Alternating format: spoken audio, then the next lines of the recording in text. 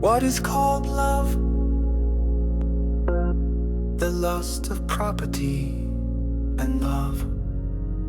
What different associations each of these ideas evoke, and yet it might be the same impulse twice named on the one occasion, disparaged from the standpoint of those already possessing, in whom the impulse has attained something of repose, and who are now apprehensive for the safety of their possession. On the other occasion, viewed from the standpoint of the unsatisfied and thirsty, and therefore glorified as good.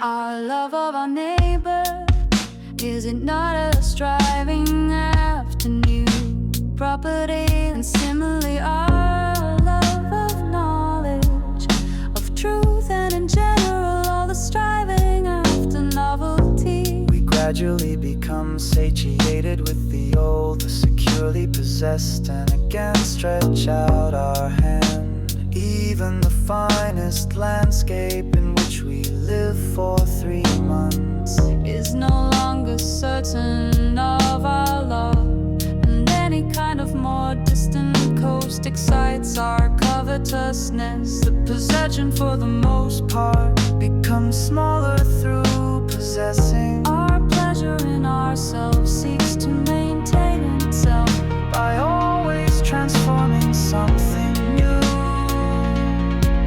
into ourselves that is just possessing.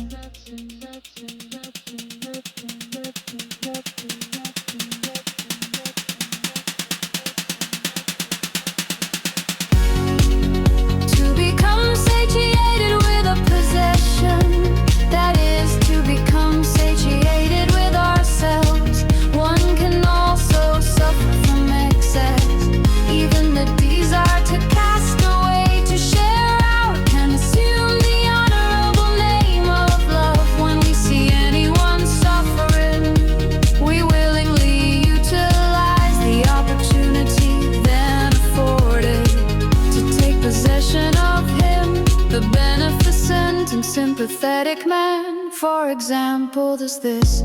He also calls the desire for new possession awakened in him by the name of love, and has enjoyment in it as in a new acquisition, suggesting itself to him.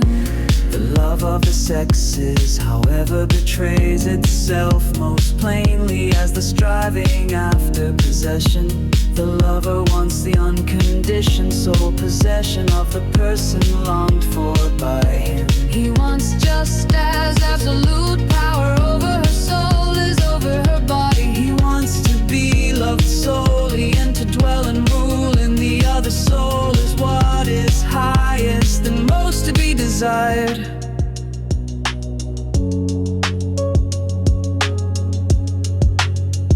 When one considers that this means precisely to exclude all the world from a precious possession, a happiness and an enjoyment, when one considers that the lover has in view the impoverishment and privation of all other rivals, and would like to become the dragon of his golden hoard as the most inconsiderate and selfish of all conquerors and exploiters, when one considers finally that to the lover himself the whole world besides appears indifferent, colorless and worthless, and that he is ready to make every sacrifice, disturb every arrangement, and put every other interest behind his own.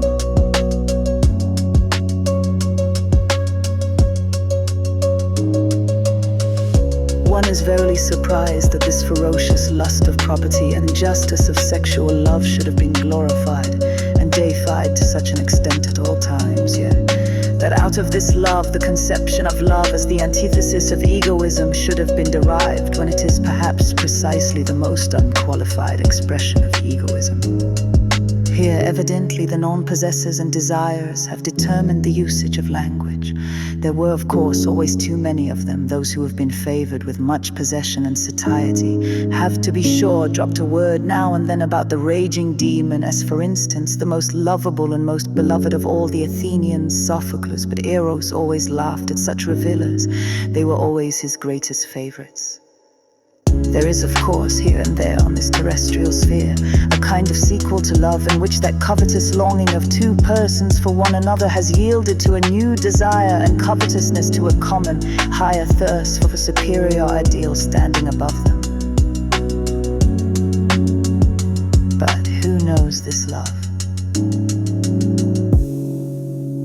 Who has experienced it? Its right name? His friend. Share